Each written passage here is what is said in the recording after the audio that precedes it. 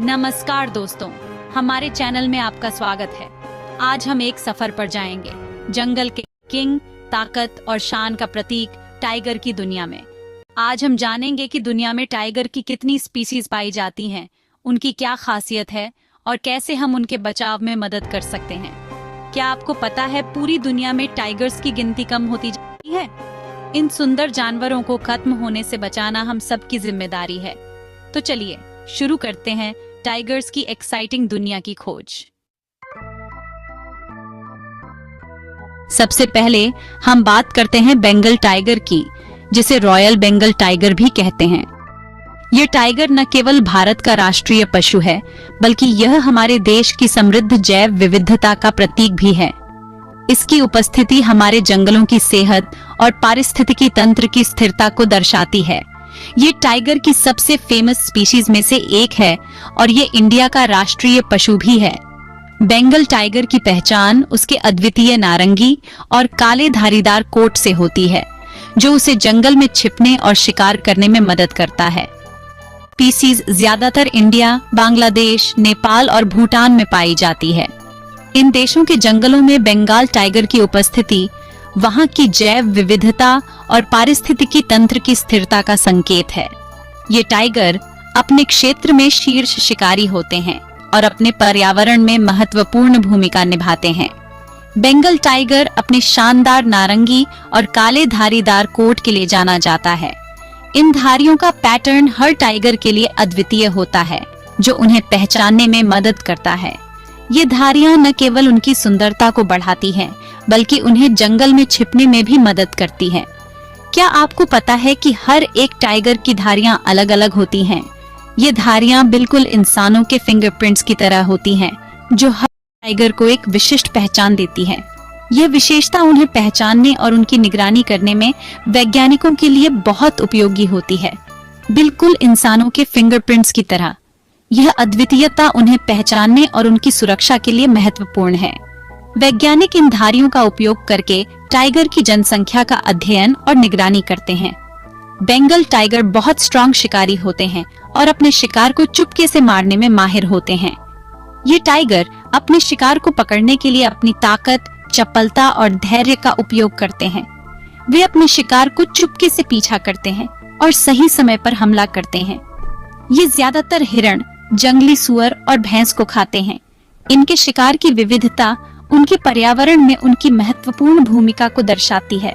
ये टाइगर अपने शिकार को पकड़ने के लिए अपनी ताकत, चपलता और धैर्य का उपयोग करते हैं।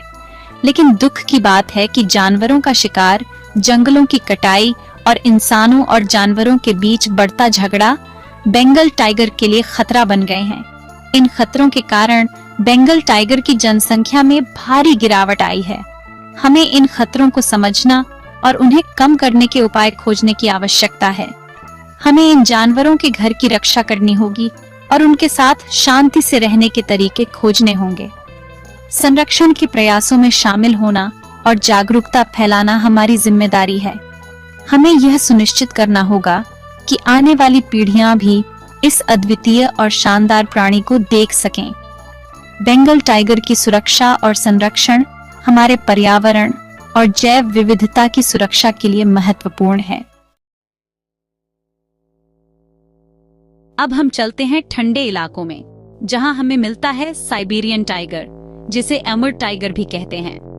ये टाइगर अपनी अद्वितीय विशेषताओं और अद्भुत अनुकूलन क्षमताओं के लिए जाना जाता है। ठंडे और बर्फीले इलाकों में जीवित रहने के लिए इसने कई विशेषताएं विकसित की हैं। ये दुनिया का सबसे बड़ा टाइगर है और ये रूस के बहुत दूर पूर्वी इलाकों में, खासकर साइबेरिया के बर्फीले जंगलों में पाया जाता है। इसकी विशालता और ताकत इसे अन्य बाघों से अलग बनाती है।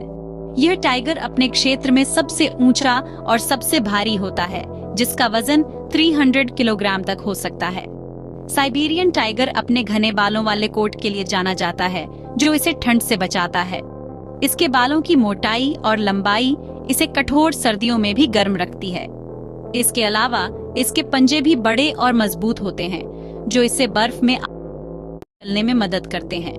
इनका रंग हल्का पीला होता है और धारंग इसे बर्फीले और ठंडे वातावरण में छिपने में मदद करता है, जिससे यह अपने शिकार के करीब बिना देखे पहुंच सकता है। इसके अलावा इसका रंग इसे अन्य जानवरों से भी छिपने में मदद करता है।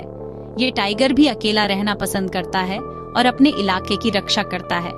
यह अपने क्षेत्र में गश्त लगाता है और अन्य टाइगरों को अपने इलाके में घुसने नहीं देता। यह अपने क्षेत्र को चिन्हित करने के लिए पेड़ों पर खरोंच लगाता है और अपनी गंध छोड़ता है। यह ज्यादातर बड़े हिरण, एल्क और जंगली सुअर का शिकार करता है। यह अपने शिकार को पकड़ने के लिए अपनी ताकत और गति का उपयोग करता है। यह टाइगर अपने शिकार को पकड़ने के बाद उसे एकांत में ले जाकर खाता है। साइबेरियन टाइगर की गिनती भी बहुत कम है और ये खत्म होने के करीब है। इसकी आबादी में गिरावट का मुख्य कारण अवैध शिकार और इसके प्राकृतिक आवास का नुकसान है। इसके अलावा जलवायु परिवर्तन भी इसके अस्तित्व के लिए खतरा बन रहा है। इसकी सबसे बड़ी वजह है जानवरों का गैर कानूनी शिकार और रहने की जगह का कम होना।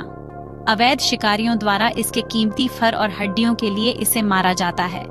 इसके अलावा जंगलों की कटाई और मानव बस्तियों के विस्तार के कारण इसके रहने की जगह भी कम हो रही है। हमें इस अद्भुत प्राणी को बचाने के लिए ठोस कदम उठाने की जरूरत है। Chapter 3 Sumatran tiger. द्वीप का रक्षक। अब हम चलते हैं इंडोनेशिया के सुमात्रा द्वीप पर, जहां हमें मिलता है सुमात्रन टाइगर। ये टाइगर की सबसे छोटी स्पीशीज में से एक है और ये सिर्फ सुमात्रा द्वीप पर ही पाया जाता है। सुमात्रन टाइगर अपने गहरे नारंगी रंग और मोटी धारियों के लिए जाना जाता है। इसके अलावा इसके गालों पर भी लंबे बाल होते हैं जो इसे बाकी टाइगर्स से अलग बनाते हैं। यह टाइगर भी अकेला रहना पसंद करता है और अपने इलाके की रक्षा करता है। यह ज्यादातर हिरण, जंगली सुअर और बंदरों का शिकार करता है। सुमात्रन टाइगर भी खत्म होने के करीब है और इसकी सबसे बड़ी वजह है पाम ओनियल के बागानों के लिए जंगलों का कटना और गैर कानूनी शिकार। Chapter 4 Indo Chinese tiger. दक्षिण पूर्व एशिया का गौरव। अब हम चलते हैं दक्षिण पूर्व एशिया की ओर, जहां हमें मिलता है इंडो चाइनीज टाइगर। ये टाइगर ज्यादातर थाईलैंड, कंबोडिया, लाओस, वियतनाम और म्यांमार में पाया जाता है। इंडो चाइनीज टाइगर अपने छोटे आकार और गहरे रंग के लिए जाना जाता है। ये टाइगर भी अकेला रहना पसंद करता है और अपने इलाके की रक्षा करता है। यह ज्यादातर हिरण, जंगली सुअर और बंदरों का शिकार करता है। इंडो चाइनीज टाइगर भी खत्म होने के करीब है और इसकी सबसे बड़ी वजह है जानवरों का गैर कानूनी शिकार और रहने की जगह का कम होना। Chapter 5 Malaysian tiger.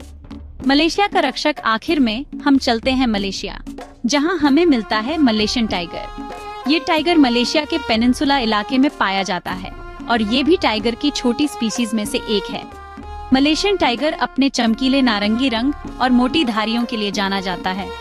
ये टाइगर भी अकेला रहना पसंद करता है और अपने इलाके की रक्षा करता है। ये ज्यादातर हिरण, जंगली सुअर और बंदरों का शिकार करता है। मलेशियन टाइगर भी खत्म होने के करीब है और इसकी सबसे बड़ी वजह है जानवरों का गैरकानूनी शिकार और रहने की जगह का कम होना। आउट्रो टाइगर्स का भविष्य हमारे हाथों में है। बाघ, जो जंगलों के राजा माने जाते हैं, उनकी संख्या दिन ब दिन घटती जा रही है। ये अद्भुत जीव हमारे पारिस्थितिकी तंत्र का महत्वपूर्ण हिस्सा है और इनका संरक्षण अत्यंत आवश्यक है। तो दोस्तों, ये थी दुनिया में पाई जाने वाली टाइगर की कुछ खास species. Bengal tiger, Siberian tiger और सुमात्रन टाइगर जैसी प्रजातियां अपने अपने क्षेत्रों में पाई जाती हैं और हर एक की अपनी विशेषताएं हैं। हर एक स्पीशीज अपने आप में अनोखी है और हमारे ग्रह को और भी सुंदर बनाती है।